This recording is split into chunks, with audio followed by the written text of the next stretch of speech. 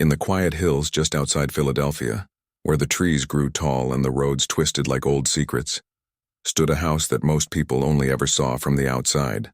It was a grand old mansion, stone walls, tall windows, a wraparound porch that looked like it belonged in a movie. But unlike the movies, no one ever came to visit. No parties. No laughter spilling out into the night, no children chasing fireflies in the garden. Just silence. Thick, heavy silence. Inside that house lived a man who had everything money could buy, except peace.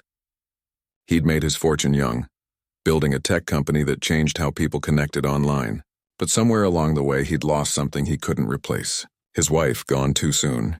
His passion for music, buried under layers of grief and regret. Now he spent his days alone, wandering empty rooms, staring at screens that showed him the world but never made him feel part of it. The only other person who ever set foot inside the house was the caretaker. He wasn't flashy or loud. He wore worn boots, simple shirts, and moved through the halls like a shadow, quiet, careful, never drawing attention to himself. He'd been hired years ago after answering a plain ad in the local paper. Handyman needed. Live-in position. Discretion required, no questions asked, no references demanded. Just show up, keep things running, and don't make waves. He did more than that. He kept the furnace humming in winter, the garden trimmed in summer, the windows gleaming even on gray days. He fixed leaky faucets, rewired old lamps, polished the brass doorknobs until they shone like gold. But he never touched the piano. It sat in the music room, a massive black Steinway, its lid closed like a sleeping giant. Dust gathered on its surface, soft and gray, undisturbed for years. Visitors, rare as they were, would sometimes peek into the room and comment on it. What a shame, one might say. A piano like that should be played. But the man of the house would just shrug and mutter, "It's just furniture now." He hadn't played since the funeral. One evening, a small group of people gathered at the mansion for a dinner party, the first in nearly 5 years. It was a charity event, really. More obligation than celebration.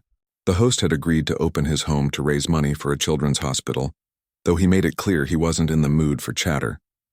Still, the guests came, dressed in silk and tailored suits, sipping wine from crystal glasses, trying not to gawk at the opulence around them.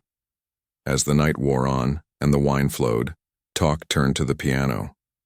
Someone had wandered into the music room earlier and mentioned it during dessert.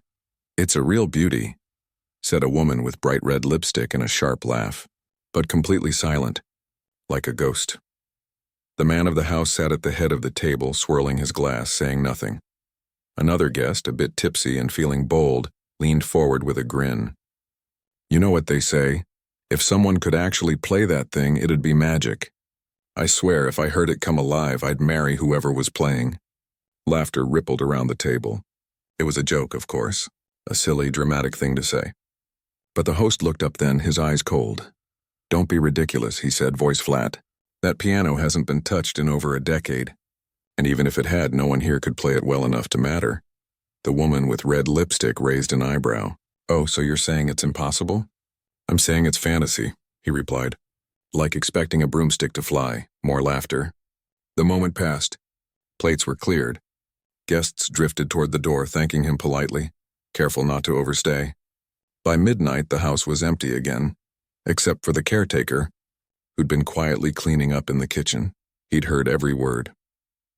Later that night, long after the last car had disappeared down the driveway, the house settled into its usual stillness. The caretaker finished wiping down the counters, checked the locks, and turned off the lights downstairs. But instead of heading to his small room above the garage, he paused outside the music room. He stood there for a long time, hand resting lightly on the doorknob. Then, slowly, he pushed the door open. Moonlight spilled through the tall windows, casting silver streaks across the floor. The piano sat in the center of the room, dark and imposing. He walked toward it, heart pounding in a way it hadn't in years. He lifted the lid gently, like waking a child, and ran his fingers over the keys. They were cool, smooth, untouched. He sat. And then, without thinking, without planning, he began to play. It started soft, a simple melody, something old and tender. Chopin. A nocturne he'd learned as a boy, back when music was his whole world.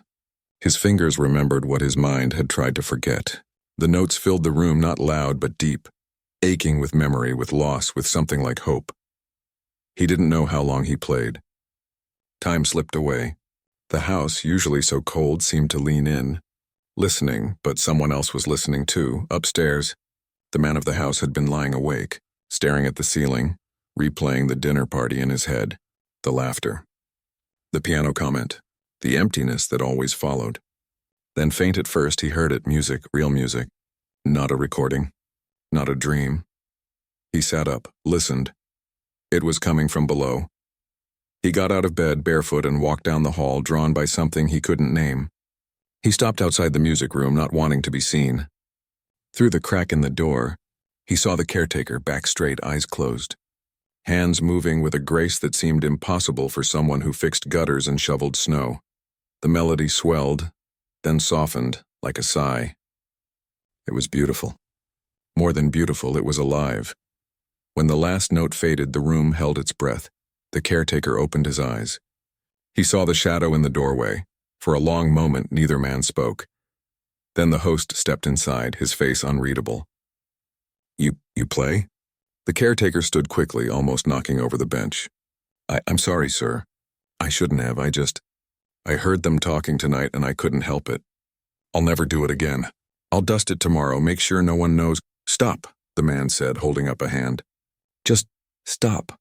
He walked closer, staring at the piano like he'd never seen it before. "How long have you known how to play like that?" The caretaker hesitated. "Since I was 6. And you've been here, what, 8 years? And not once did you touch this piano?" "I didn't think it was my place." The host let out a short, bitter laugh. "My place, right?" He ran a hand through his hair. "You sounded like someone who's played in concert halls." "I did," the caretaker admitted quietly. "A long time ago. What happened?" The caretaker looked down. "Life happened. My wife got sick. I stopped performing to take care of her. After she passed, I didn't want the spotlight anymore. Didn't want people looking at me like I was something special, so I disappeared. Took this job. It's honest work, quiet, I like it." The host was silent for a while. Then he said, "Play something else." "I shouldn't, please." So the caretaker sat again. This time he played a piece by Debussy, fluid, dreamy, full of water and light. The host stood by the window, arms crossed, but his shoulders had dropped. The hardness in his eyes had softened. When it ended, he didn't clap. He just said, "You're not just good, you're extraordinary." The caretaker shook his head. "I'm just a man who misses his wife and finds comfort in old songs." "Maybe," the host said, "but that piano hasn't made a sound in 12 years. And tonight it sang." He turned to leave, then paused at the door. "Don't stop playing.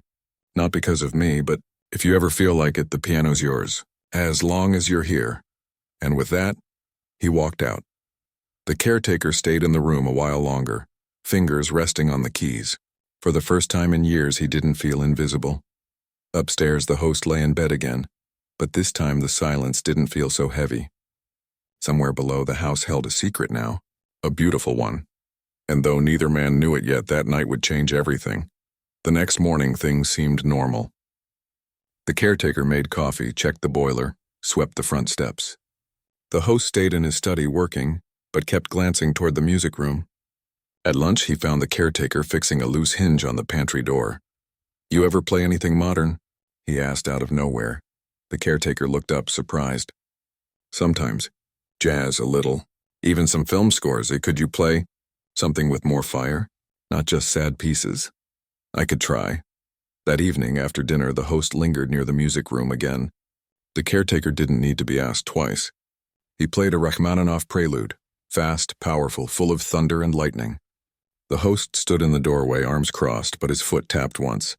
Just once, over the next few days, a quiet routine formed. The caretaker would finish his chores, and if the host was home, he'd play for 20 minutes. No audience, no pressure. Just music drifting through the old house like a healing wind. But secrets have a way of leaking out. One afternoon, the woman with red lipstick called the house. She'd heard a rumor from a staff member at the charity event that the caretaker played the piano, like a ghost from the past. She laughed it off at first, but something nagged at her. So she called, pretending to follow up on a donation. While she was on the phone with the host, she casually asked, By the way, did your caretaker really play that piano the other night? The host froze. Who told you that? Oh, just gossip, she said lightly. But if it's true, well, that changes things, doesn't it? He hung up without saying goodbye. That night, over a simple meal of soup and bread, he looked across the table at the caretaker. Really looked at him. People are talking, he said. The caretaker set down his spoon. I'm sorry. I never meant to cause trouble. It's not trouble, the host said, though his voice was tight. It's just complicated. He thought for a moment, then added, There's a big charity gala next month. They want to use the house again, and they've heard about you. The caretaker went pale. I can't perform. Not in front of people. Not anymore, I know, the host said. But what if you did just once?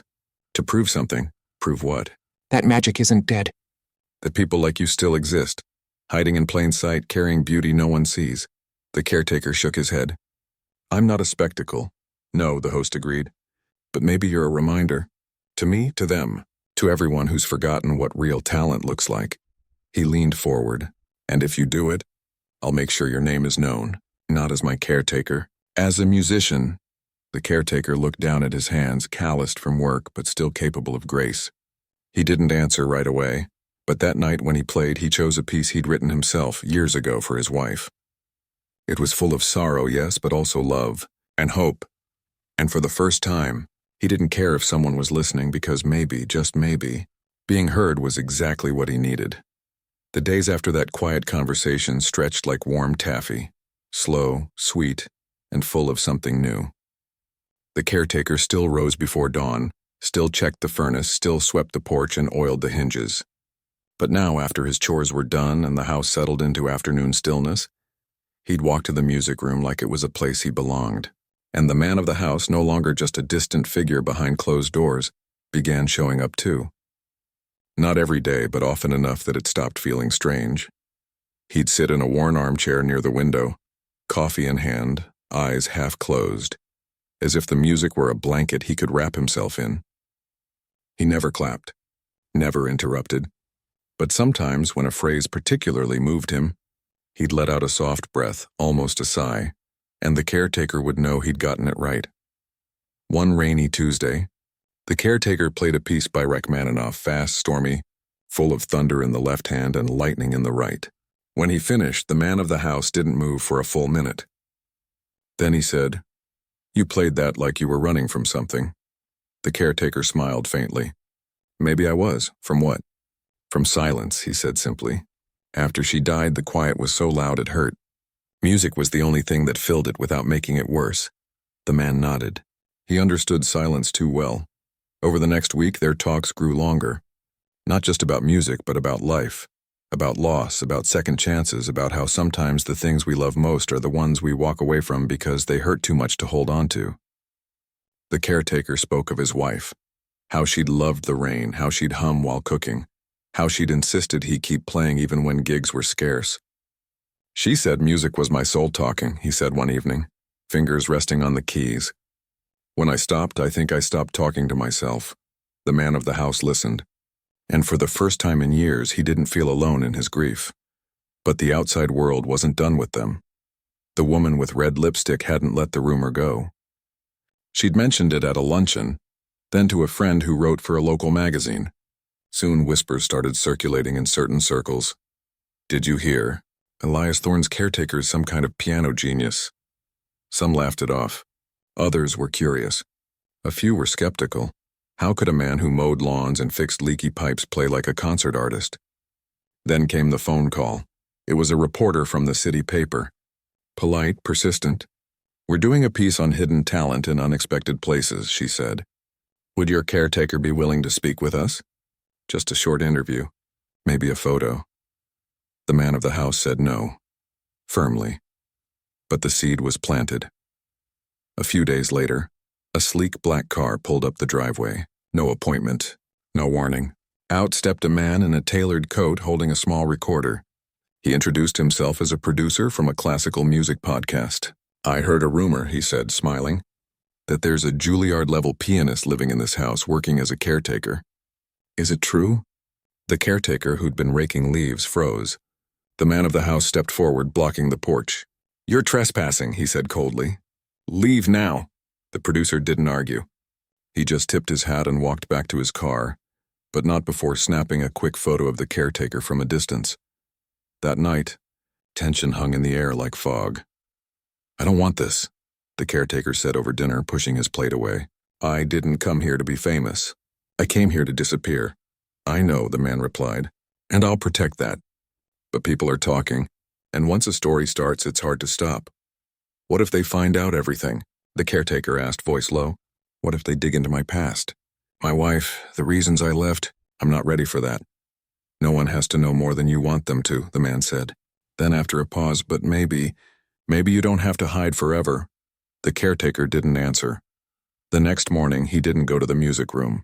He worked harder than usual, scrubbing floors, trimming hedges, checking every light bulb in the house, as if keeping busy could outrun the noise outside. But that evening, the man of the house found him sitting on the back steps, staring at the garden. "Play something tonight," he said gently. "I don't think I can." "Why not?" "Because it feels like I'm doing it for them now." "Not for me." "Not for her," the man sat beside him. "Then don't play for them. Play for us. For this house. For the memory of someone who loved you enough to tell you to keep playing." The caretaker looked at him surprised. "You remember that?" "I remember everything you say," the man admitted. "You're the only person who's spoken to me like I'm still human in years." That night, the caretaker returned to the piano. He didn't play for an audience. He played for the walls, for the moon, for the ghost of his wife, for the man who'd finally started listening. He chose a piece by Debussy, Clair de Lune, soft and shimmering like starlight on water. And when he finished, the man of the house didn't say a word. He just placed a hand on the caretaker's shoulder, a brief, quiet gesture, and walked away. But something had shifted. A few days later, the man of the house made an announcement. He called a small meeting with the organizers of the upcoming charity gala, the same one where the joke about marriage had been made. "My caretaker will perform," he told them. "One piece, short, no fanfare, and no interviews. If anyone tries to approach him, the performance ends."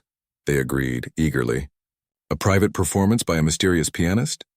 It would be the talk of the event. The caretaker was nervous. "What if I freeze? What if I forget the notes?" "You won't," the man said, "because you're not playing for strangers. You're playing for the truth." He helped the caretaker choose the piece, a composition he'd written himself. Years ago, called After the Rain, it began with sorrow, moved through longing, and ended with a quiet kind of hope, like sunlight breaking through clouds. In the week leading up to the gala, the caretaker practiced every evening, not to perfect it because it was already perfect, but to steady his hands, to calm his mind. The man of the house sat in the room each time, not as an audience, but as a witness. Sometimes he'd close his eyes. Sometimes he'd stare out the window, but he was always there.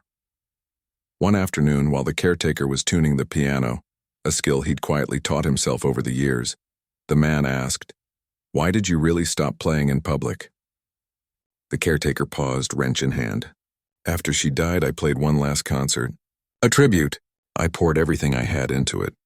And after, a critic wrote that I played like a man already dead inside. It felt true. So I walked away. I thought if I couldn't play with joy, I shouldn't play at all. But you do play with joy," the man said. "It's just quiet joy, the kind that comes after grief." The caretaker looked at him, eyes glistening. "Maybe." The night of the gala arrived. Cars lined the driveway. Women in glittering dresses, men in sharp suits. Champagne flowed. Laughter echoed through the halls, louder than it had in years. The caretaker stayed hidden in his room above the garage, heart pounding. He wore a simple black suit, borrowed from the man of the house. It fit well enough. At exactly 8 o'clock, the man of the house came to get him. "You don't have to do this," he said quietly. "Say the word and I'll tell them you're sick." The caretaker took a deep breath. "No, I want to." They walked through the house together, past the guests, past the whispers, past the curious stares. When they reached the music room, now set up with chairs and soft lighting, the caretaker hesitated at the doorway. "Just pretend they're not here," the man whispered. "Pretend it's just us, like always." The caretaker nodded. He walked to the piano, sat, placed his hands on the keys. For a moment, silence. Then he began. The first notes were soft, like footsteps in an empty house. Then the melody rose, gentle but sure. He played After the Rain exactly as he'd practiced it, but with something more, something raw and real. You could hear the years of silence in the spaces between the notes. You could hear the love, the loss, the slow return to light. Halfway through, a woman in the front row wiped her eyes. A man near the back stopped checking his phone. Even the woman with red lipstick sat perfectly still, her usual smirk gone. When the final note faded, no one moved. Then slowly, someone clapped, then another. Soon the whole room was on its feet, but the caretaker didn't look up. He kept his eyes on the keys, breathing deeply, as if anchoring himself back to earth.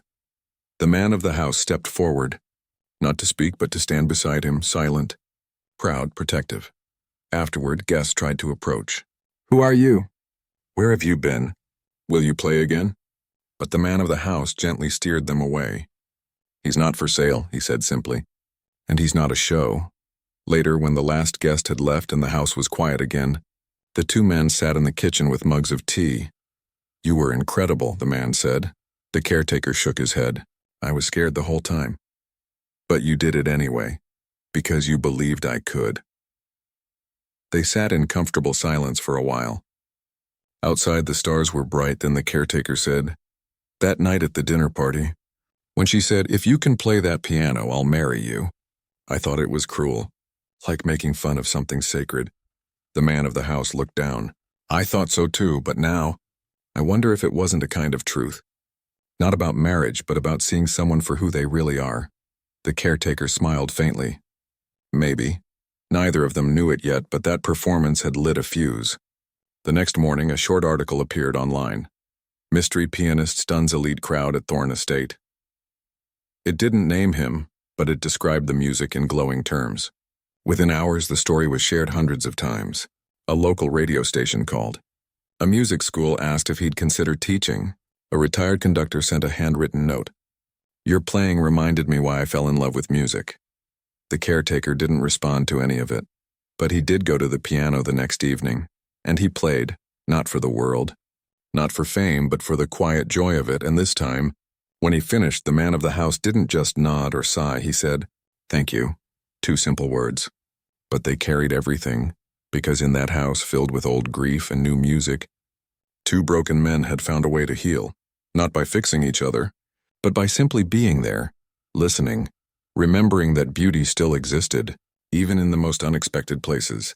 And the piano, once silent, now sang, not as a trophy, not as a trick, but as a voice finally allowed to speak. The morning after the gala, the caretaker woke to something he hadn't felt in years. Restlessness. Not the kind that came from worry, but the kind that buzzed under your skin when the world suddenly felt bigger than it had the day before. He made his coffee as usual, checked the boiler, swept the front steps, but his mind kept drifting back to the music room, to the hush that fell over the crowd, to the way his hands hadn't shaken once during the final passage. He didn't know it yet, but outside the gates of the estate, his quiet moment had already turned into something else entirely. By midday, a local news site ran a short piece titled, "Anonymous Pianist Stuns High Society at Private Charity Event." It didn't name him, out of respect, or maybe just lack of information, but it quoted guests who called the performance haunting, masterful, and like hearing a lost voice return. One line stood out. "If this man ever steps onto a real stage, the world will take notice." The man of the house read it over breakfast, frowning. He showed it to the caretaker later that afternoon while they were in the garden, pruning rose bushes that hadn't bloomed in years. "You're becoming a legend," he said. Half joking, the caretaker shook his head. "I don't want to be a legend. I just want to be left alone." But the world had other plans. 2 days later, the woman with red lipstick showed up unannounced. She wore a cream-colored coat and carried a small gift box, expensive chocolates wrapped in gold paper. She didn't ask to come inside.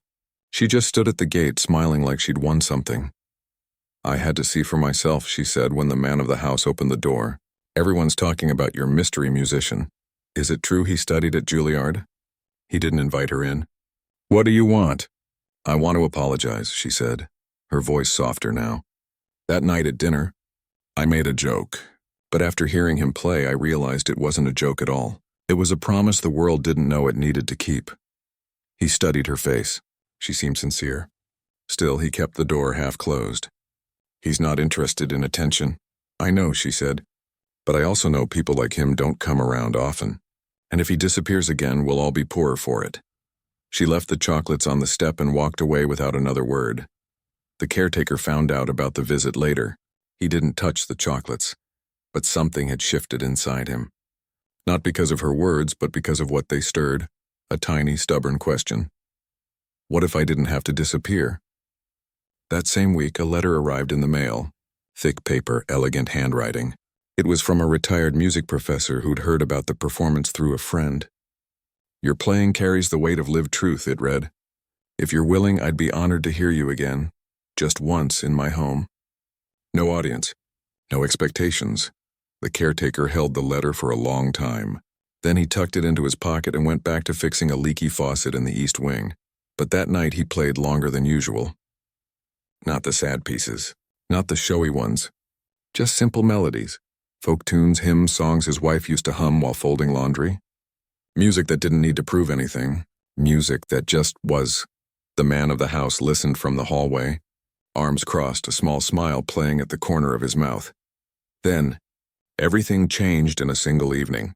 It started with a phone call. A well-known arts foundation wanted to host a small, intimate concert, just 50 seats in a historic hall downtown. They'd heard rumors. They wanted to give the Thorne Estate pianist a proper stage. Honorarium included, total privacy guaranteed. The man of the house said no, but the caretaker for the first time asked, "Why?" "Because once you step into that light, you can't go back to the shadows," he replied. "And I don't want you to lose what makes you, you." "I'm not afraid of the light," the caretaker said quietly. "I'm afraid of being forgotten again." They argued, not loudly, but with the kind of tension that comes from caring too much. In the end, the man relented. "One concert," he said. "One, and I'll be in the front row. If you feel overwhelmed, you walk off, no shame. No questions." The caretaker agreed. Tickets sold out in 3 hours. The night of the concert, the city buzzed with curiosity. Who was this man? Where had he been? Was he really just a caretaker? Reporters lingered outside the hall, but security, hired by the man of the house, kept them at bay. Inside, the room was warm, lit by soft lamps, the air thick with anticipation. The caretaker walked on stage in the same borrowed suit. No bow, no smile, just a quiet nod. And then he played. He opened with Bach, clean, precise, full of mathematical beauty. Then Chopin, aching and tender. Then his own piece, After the Rain, now richer, deeper, as if the days since the gala had added new layers to its meaning. Halfway through, a child in the third row began to cry, not from sadness but from the sheer beauty of it. Her mother held her close, tears in her own eyes. When he finished, the silence lasted 10 full seconds before the applause began. Not polite clapping. Real, roaring, tearful applause. Afterward, the man of the house met him backstage. No words. Just a firm handshake and a look that said, "I'm proud of you."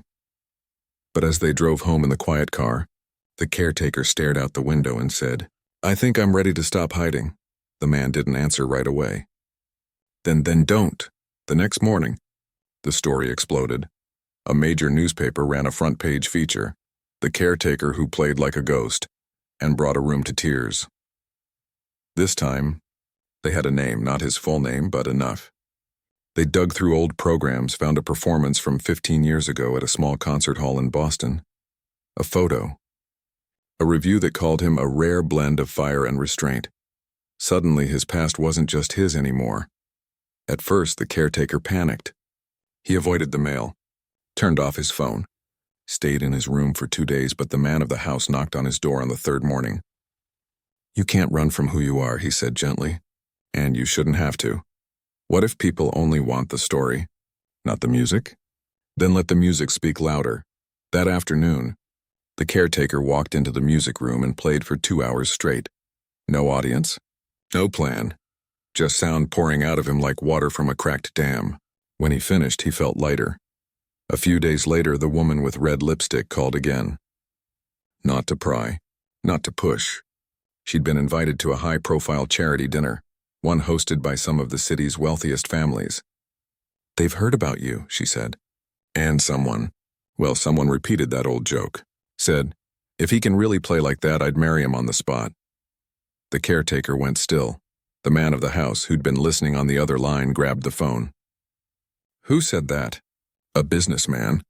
Thinks it's funny. Thinks it's cute." "It's not cute," the man said coldly. "It's cruel." But then an idea sparked, one that felt dangerous but right. He hung up and turned to the caretaker. "What if we called their bluff?" The caretaker frowned. "You mean actually do it?" "No," the man said. "Not marriage. But what if you played again at that dinner and showed them this isn't a punchline? That you're not a joke to be tossed around at parties?" The caretaker thought about it. Then he nodded. "Yes." The dinner was in 3 weeks. The man of the house made the arrangements himself. No press, no recordings, just a private room, a grand piano, and 50 of the city's most influential people, many of whom had laughed at the idea of a caretaker being anything more than a handyman. The night arrived. The caretaker wore a new suit, tailored, deep blue, paid for by the man of the house, who insisted. "You deserve to look like the artist you are," he'd said. They arrived together, not employer and employee, not host and guest. Just two men walking side by side. Inside, the chatter died the moment they entered. The businessman who'd made the joke stood near the bar, smirking. "Well, well, the pianist graces us with his presence. Ready to earn your proposal?" The man of the house stepped forward. "He's not here to earn anything. He's here to remind you that talent doesn't wear a label, and dignity doesn't come with a price tag." Murmurs spread through the room. Then the caretaker walked to the piano. He didn't announce the piece. He just began. He played Liszt's Liebestraum, a song about love, yes, but not the kind you joke about, the kind that's patient, the kind that sees you when no one else does. His fingers flew, then softened, then soared. He played like he was telling his whole life in sound, the joy, the grief, the quiet courage of starting over. When he finished, the room was utterly still. The businessman didn't smirk anymore. He looked down at his shoes. Then, from the back, someone started clapping. Then another. Soon the whole room was applauding, not out of politeness, but out of awe. Afterward, no one asked for autographs. No one took photos. But several guests approached the caretaker quietly. "Thank you," one woman whispered. "I forgot music could feel like that." As they left, the man of the house put a hand on his friend's shoulder. "You didn't just play tonight, you stood up." The caretaker nodded.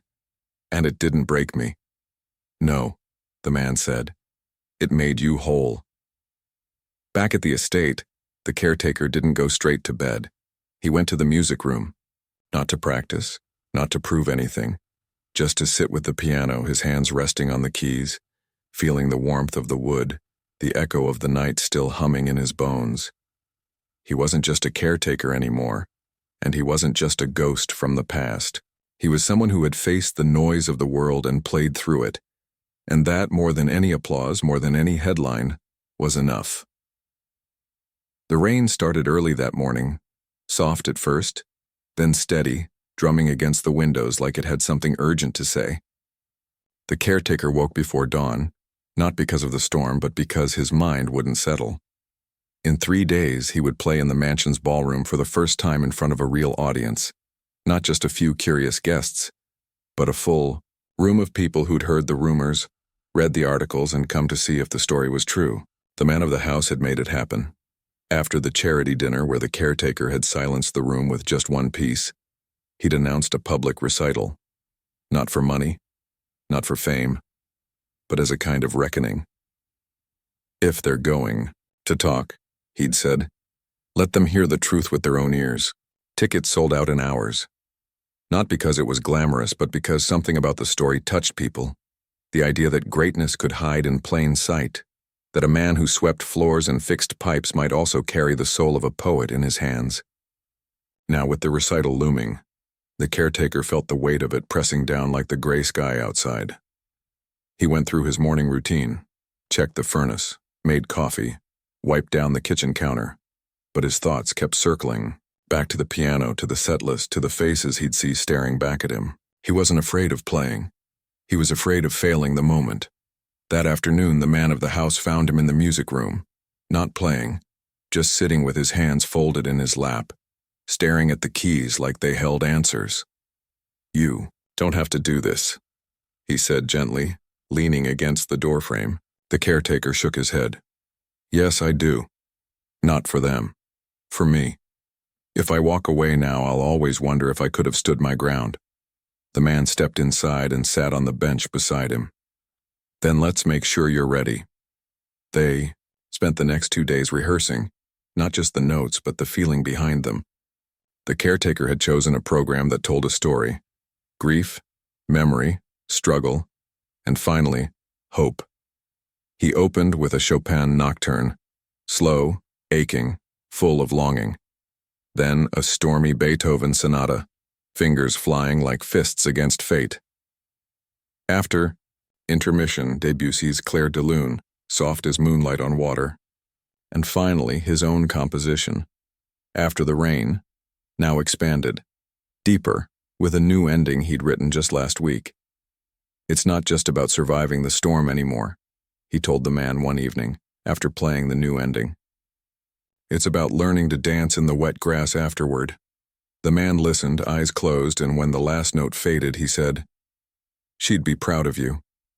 The caretaker didn't answer, but his throat tightened, and that was answer enough. The day of the recital arrived with a break in the clouds. Pale sunlight filtered through the trees as cars began to line the driveway by late afternoon. The ballroom, usually used for storage or the rare formal event, had been transformed. Chairs arranged in neat rows, candles on small tables, the grand piano centered under a soft spotlight, polished until it gleamed like black glass. The caretaker stayed in his room until the last possible minute. He wore the same blue suit from the charity dinner. But this time, he didn't feel like he was borrowing someone else's skin. He felt like himself. Nervous, yes, but whole. Downstairs, the man of the house greeted guests at the door, not as a host showing off his estate, but as a guardian making sure the space stayed respectful. "No phones," he reminded everyone firmly. "No recordings. This is about listening, not capturing." People nodded. They understood. By 7 o'clock, the room was full. Not with celebrities or critics, but with ordinary people, teachers, nurses, students, retirees, who'd read the story and felt something stir in their chests. Some had lost someone. Some had given up dreams. Some just needed to believe that beauty still existed in quiet corners. The caretaker waited in the hallway, heart pounding. He could hear the low hum of conversation, the rustle of programs, the occasional cough. Then, silence. The man of the house appeared beside him. "You ready?" The caretaker took a deep breath. "As I'll ever be."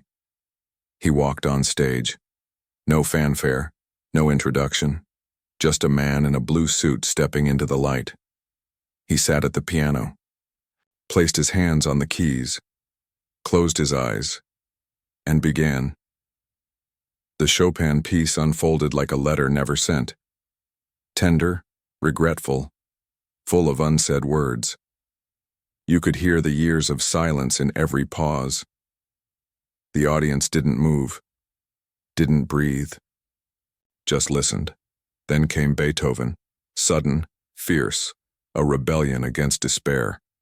His fingers hammered the keys, not with anger, but with the kind of strength that comes after you've faced the worst and kept going. A woman in the second row gripped her husband's hand. A young man near the back wiped his eyes without shame. At intermission, people whispered, but not about the music, about how it made them feel. "Like I remembered something I'd forgotten," one said. "Like I'm not alone," said another. Backstage, the caretaker sipped water, hands trembling slightly. The man of the house handed him a towel. "You're doing it," he said. "You're really doing it." "I feel like I'm floating," the caretaker admitted. "Good, stay there." The second half began with Debussy, gentle, dreamy. Like walking through a garden at night, remembering a love that never faded, just changed shape. The room seemed to lean forward, as if afraid to miss a single note. Then came the final piece. He didn't announce it, he just started playing. After the rain began, as it always had, soft, hesitant like footsteps in an empty house. But soon the melody grew stronger. The left hand added depth, like roots reaching into dark soil. The right hand climbed higher, brighter, until the music wasn't just about loss anymore. It was about what grows after. In the new ending, he wove in a simple folk tune his wife used to sing while cooking. It wasn't flashy. It was honest. And in that honesty, it became powerful. When the last chord faded, the room stayed silent for a long, breathless moment. Then, someone stood up. Then another. Soon, the entire room was on its feet, clapping not out of habit, but out of gratitude. Not for a performance, but for a gift. The caretaker didn't bow right away. He just sat there, hands resting on the keys, tears slipping down his cheeks. He wasn't crying from sadness. He was crying because, for the first time in years, he felt seen. Not as a caretaker, not as a ghost, but as a man who had loved, lost, and still found a way to create something beautiful. Finally, he stood, gave a small, humble bow, and walked off stage. Back in the hallway, the man of the house pulled him into a quick, fierce hug. "You were magnificent," he whispered. The caretaker couldn't speak. He just nodded. Guests lingered, for nearly an hour after, not to take photos or ask for autographs, but to say thank you. A teenage girl with braces told him she'd been thinking of quitting piano. "But now I won't." An older man said the music reminded him of his late wife's laugh. The woman with red lipstick approached last. She didn't smirk. She didn't joke. She just said, "You turned a silly line into something sacred. Thank you for that." Later, after the last car had left and the candles burned low, the two men sat in the empty ballroom with mugs of tea. "You changed something tonight," the man of the house said. "Did I?" "You reminded people that talent isn't about where you come from. It's about what you carry inside." The caretaker looked at the piano, now quiet again. "I used to think I had to choose between being a caretaker and being a musician. But tonight I realized I don't have to choose. I can be both. And more," the man added. They sat in comfortable silence as the rain started again outside, gentler now, like a lullaby. The next morning, the story spread faster than ever. Not just in newspapers, but on social media, on radio shows, in coffee shops and classrooms. People shared clips of the audience's reaction, recorded secretly, though the man of the house was furious about it. But what stuck wasn't the performance, it was the humanity behind it. The idea that someone could live quietly, work humbly, and still hold oceans inside. A music school reached out, offering him a teaching position. A small record label asked if he'd consider recording an album. But the caretaker didn't say yes right away. Instead, he went to the music room and played for no one but himself. And that afternoon, he found the man of the house in the garden, planting new rose bushes, ones that might actually bloom this year. "I've been thinking," the caretaker said, leaning on the fence. "What if I didn't just teach? What if we built something? A place where kids who can't afford lessons could learn. Where music wasn't a luxury, but a lifeline." The man stopped digging, looked up. "You mean here?" "Not in the mansion, but on the property. A small building, simple, full of pianos and hope." A slow smile spread across the man's face. "I've got the land. You've got the heart. Let's build it." They shook hands, two men who'd found each other in the silence, and turned it into song. And as the sun broke through the clouds, casting gold over the wet grass, the caretaker knew this wasn't an ending. It was the first note of something new. Spring came quietly that year, like a secret finally shared. The trees budded early, the birds returned with louder songs, and on the edge of the grand estate, where the lawn met the woods, a new building rose from the earth. It wasn't grand, not like the mansion with its tall windows and stone columns. This one was simple. White walls, wide windows, a sloped roof, and a front door painted the soft blue of a clear morning sky. Above it, a wooden sign read in clean, unassuming letters, the Finch Music Studio. No one knew the caretaker's full name, but Finch had been the name his wife used to call him, after the small, steady bird that sings even in winter. He'd chosen it not for fame, but for memory. Inside, the space smelled of fresh wood and piano polish. 3 upright pianos lined one wall, donated by local music shops after hearing the story. A baby grand sat in the center, gifted anonymously, though everyone suspected who'd arranged it. Shelves held sheet music, beginner books, even a few well-worn violins, and in the corner a small kitchenette where hot chocolate would be served after lessons. The caretaker, now just Finch to everyone, stood in the doorway one morning, coffee in hand, watching sunlight spill across the empty floor. In 2 days, the first students would arrive. Kids from the neighborhood, some from families who'd never owned an instrument, others who'd been told they weren't talented enough for music school. He'd interviewed each one himself, not to test skill, but to see if they had that quiet spark, the kind that says, "I want to try." He wasn't nervous anymore. Not like before the recital. This felt different. This wasn't about proving himself. It was about giving someone else a chance to find their voice. The man of the house, no longer just the millionaire, but simply the friend in most conversations, walked up behind him, hands in his pockets. "It's perfect," he said. Finch smiled. "It's just a room." "No," the man said. "It's a promise. The kind we both needed to keep." They'd spent months planning it together, arguing over chair heights, testing acoustics, even painting the walls side by side on weekends. The man handled the money, the permits, the logistics. Finch handled the heart, the curriculum, the teaching philosophy, the belief that music wasn't about perfection, but expression. On opening day, 8 children showed up. The youngest was 6, clutching a stuffed rabbit. The oldest was 14, shy, eyes downcast, wearing shoes with holes in the soles.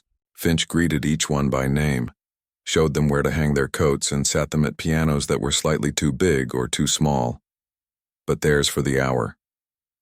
He didn't start with scales. He started with a question. What does music sound like when you're happy? When you're sad? When you're angry? They looked at him like he was strange, but then the 6-year-old banged a loud chord and said, "This is me when I drop my ice cream." Laughter filled the room, and just like that, the fear melted away. Weeks passed. Lessons turned into routines. Kids who couldn't sit still learned to focus.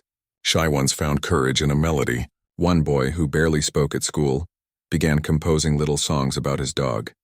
A girl who'd lost her father started playing lullabies she'd never heard but somehow remembered. Finch didn't just teach notes. He taught listening to the music, to each other, to themselves, and slowly the studio became more than a school. It became a home. Meanwhile, the man of the house had changed too. He still lived in the mansion, but it no longer felt like a tomb. He'd started composing again, simple pieces at first, just for himself. Then one evening he played one for Finch in the music room. It was rough, unpolished, full of pauses and restarts. But it was honest. When he finished, Finch didn't offer praise. He just said, "Play it again. This time don't stop," so he did. And the second time, the music flowed. That piece, called First Light, became the opening track on his first album in 20 years. He released it quietly under a different name with no fanfare. But people recognized the style, and when they read the dedication, "For the man who reminded me that silence can be broken gently," they knew. He didn't tour, didn't give interviews, but he played at the studio's small recitals, sitting in the back row clapping the loudest. One afternoon, as summer neared, Finch found him in the garden, trimming the roses that had finally bloomed, deep red, full and fragrant. "You ever think about getting married?" Finch asked, half joking, remembering the old dinner party line. The man laughed. "To who, the piano?" "No," Finch said, smiling. "To someone who sees you." The man paused, shears in hand. "I think I already found that person," he said softly. Just not in the way anyone expected.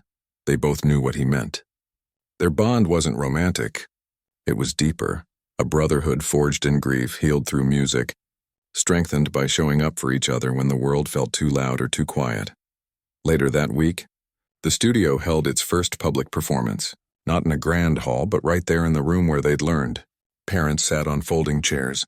Siblings fidgeted. But when the first child played, a simple rendition of Twinkle, Twinkle, The room fell into a hush that felt sacred. Finch stood in the back, arms crossed, heart full. Afterward, a mother pulled him aside, eyes wet. "My son hasn't smiled in months," she said. "But today when he played, he grinned like he used to." "Thank you for giving him that." Finch didn't know what to say, so he just nodded. Music remembers us when we forget ourselves. As the months turned into a year, the studio grew. More students, more instruments. A small scholarship fund quietly funded by anonymous donations, though Finch suspected. Local musicians volunteered to teach violin, guitar, even voice. The space buzzed with life, wrong notes, laughter, the occasional frustrated sigh, and always, the sound of trying. And through it all, the grand piano in the mansion's music room was no longer silent. Finch still played there sometimes, late at night when the house was still. And the man of the house would listen from the hallway, just like in the beginning. But now the music wasn't a secret. It was a bridge. One crisp autumn evening, they sat on the porch wrapped in blankets, watching the leaves fall like slow applause. "Do you ever miss the old life?" the man asked. "The concerts, the stages, the crowds?" Finch thought for a long time. "I miss the feeling of being understood without words," he said finally. "But I get that now, in different ways. When a kid plays their first song without looking at the keys. When a parent cries because their child found joy again. That's understanding too," the man nodded. "You didn't just build a studio. You built a sanctuary. And you," Finch said, "you gave it a home." They sat in silence as the sun dipped below the trees, painting the sky in gold and rose. No one ever married anyone over a piano bet. But something better happened. Two broken men found healing not in grand gestures but in small daily acts of trust. A shared cup of coffee, a late-night conversation, a hand on a shoulder when the past felt heavy. The world kept spinning. Headlines faded, new stories took over. But in that quiet corner of the hills, music kept playing. Not for fame, not for fortune, but for the simple human need to connect. Years later, long after the studio had become a local landmark, a young girl would sit at the baby grand and ask, "Who was Finch?" And an older student, now a teacher herself, would smile and say, "He was the man who believed music wasn't for the perfect. It was for the willing." And somewhere in a house not far away, two men, now gray at the temples, slower in their steps, would still meet in the music room on quiet nights. One would play, the other would listen. And the piano, once silent, would sing again, not as a symbol of a joke or a bet, but as a testament to the truth that sometimes the most extraordinary things grow in the most ordinary soil. And that was enough. More than enough. It was everything. There was no grand announcement, no press release, no fanfare at all. Just a quiet morning in early spring, when the air smelled like wet earth and possibility, and a small envelope appeared on the piano bench in the studio. It was sealed with plain white paper, no return address, just a single word written in neat handwriting. "Remember." Finch opened it slowly, as if it might vanish if handled too quickly. Inside was a single sheet of music, handwritten, slightly smudged, with notes that looked both familiar and new. At the top, in the same careful script, it read, "For the day you need to hear her voice again." He didn't have to ask who sent it. Only one person knew about the lullaby his wife used to hum, the one she'd made up on the spot when he couldn't sleep during their hardest days. The one he'd never written down, never played for anyone, not even the man of the house, but somehow, over years of quiet talks and shared silences, the man had remembered enough fragments to reconstruct it. Not perfectly, there were gaps, gentle guesses, but enough to bring her back, if only for a few measures. Finch sat at the piano and played it that afternoon, alone. The notes were simple, almost childlike, but they carried a weight that bent his shoulders. When he finished, he rested his forehead on the keys and let the tears come. Not the sharp, jagged kind, but the soft, releasing kind that comes when grief finally meets grace. Later, he walked to the mansion, the sheet music folded carefully in his coat pocket. He found the man of the house in the library, reading by the window. "You remembered," Finch said, voice rough. The man looked up, saw the paper in his hand, and nodded once. "I've been working on it for months. Every time you mentioned her, how she laughed, how she moved, how she sang off-key in the kitchen, I wrote it down. I wanted to give you something that wasn't about performance, just love." Finch didn't say thank you. He didn't need to. He just sat beside him, and they watched the rain fall in silence. Two men who'd learned that the deepest bonds are often built not in words, but in presence, that small act, the lullaby. The remembering became a turning point neither expected. A few weeks later, a local high school reached out. Their music program had been cut due to budget shortages. Could the studio possibly take on a few of their students? Just for the semester? Finch said yes without hesitation. But instead of just offering lessons, he and the man of the house came up with something bigger. They launched a Music for All initiative. Free lessons, instrument loans, even transportation for kids who couldn't get to the studio on their own. The man handled the funding quietly, never putting his name on anything. Finch handled the teaching, often staying late to help a struggling student or sitting with a nervous beginner until their hands stopped shaking. One afternoon, a boy named Leo showed up, 15, wiry, eyes full of defiance. He'd been sent by his counselor as a last resort. He's got anger issues, she'd said, but he used to tap rhythms on his desk all day. Maybe music could help. Leo didn't speak for the first 3 lessons, just sat, arms crossed, glaring at the piano like it had wronged him. Finch didn't push. He just played, sometimes jazz, sometimes rock, sometimes just improvising wild, chaotic sounds that made Leo's eyes flicker with surprise. On the 4th visit, Leo finally said, "That one. Play that again," Finch did. Then Leo sat down, hit a few keys, made a sour chord, scowled. "Good," Finch said. "Good." It sounded awful. "It sounded like you," Finch replied. And that's where music starts. Slowly, Leo began to open up. Not with words, but with rhythm. He started composing beats on an old keyboard, layering sounds that mirrored the noise in his head.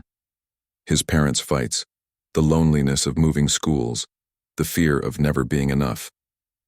Finch helped him shape it into something listenable, something powerful. At the studio's year-end recital, Leo performed his piece, a storm of sound that ended with a single clear note held long after the rest faded. The room was silent, then erupted in applause. Afterward, his mother hugged Finch so tightly he couldn't breathe. "He hasn't slept through the night in years," she whispered. "But since he started coming here, he dreams in melodies." That's when Finch realized this wasn't just about teaching music. It was about giving people a language for what they couldn't say. The studio kept growing. Not in size. Finch refused to let it become an institution, but in heart. Volunteers came from nearby colleges. Retired musicians offered master classes. A local bakery started donating cookies for practice parties. The space stayed warm, messy, alive, and through it all, the man of the house remained in the background, not as a benefactor, but as a steady presence. He'd show up on Saturdays to fix a wobbly stool or repaint a wall. He'd sit in the back during recitals, clapping until his hands hurt. And every Sunday evening, without fail, he'd walk to the studio and play a new piece he'd written that week. Sometimes joyful, sometimes sorrowful, always honest. One Sunday, he played a piece called The Caretaker's Hands. It began with soft, steady chords like sweeping floors or polishing wood, then built into something soaring, full of unexpected beauty. Afterward, Finch said, "You finally wrote our story." "No," the man replied. "I wrote a thank you note. Years passed. Seasons cycled. Students came and went. Some became teachers themselves, others just carried the music with them into other lives. A girl who'd been too shy to speak now led her college choir. A boy who'd once thrown chairs in class now composed film scores. And Leo? He opened a small recording studio downtown, offering free time to kids who couldn't afford it. The original bet, the one made at a dinner party years ago, was long forgotten by everyone except those who'd lived it. But its echo remained, not in marriage, but in something rarer: mutual respect, deep friendship, and the quiet understanding that sometimes the person who sees your hidden gift is the one who helps you give it away. One winter evening, as snow fell softly outside, Finch sat alone in the studio, tuning a piano. He was older now, hair more silver than brown, steps a little slower, but his hands still moved with the same sureness. The man of the house walked in, shaking snow from his coat. "You ever think about retiring?" he asked, half teasing. Finch smiled. "Retire from what? Breathing?" They both laughed, but then Finch grew serious. "I've been thinking, what if we open a second studio? In the city? There are so many kids who'll never make it out here." The man didn't hesitate. "Then we'll build it." Not, I'll fund it, not, you run it. We. That single word held everything: the trust, the partnership, the shared dream that had grown from a midnight melody into a legacy. They started planning that night, not with blueprints, but with hope. And as the fire crackled in the small stove and snow blanketed the world outside, two men who'd once been strangers in a silent house sat side by side, mapping out a future where music would keep finding its way into the hands of those who needed it most. No one would ever write a blockbuster movie about them. There were no dramatic weddings, no sudden riches, no villains to defeat, just two ordinary men who chose, every day, to show up with kindness, with patience, with open ears, and in a world that often shouts, their quiet song became the loudest truth of all, that greatness isn't always on a stage. Sometimes it's in a borrowed suit and a repaired piano key in the moment you decide to listen and to let someone else be heard. The piano in the mansion still played. The studio still filled with laughter and wrong notes. And every Sunday, without fail, two friends met in a room full of music, not because they had to, but because they wanted to. And that, more than any promise or performance, was the real happy ending.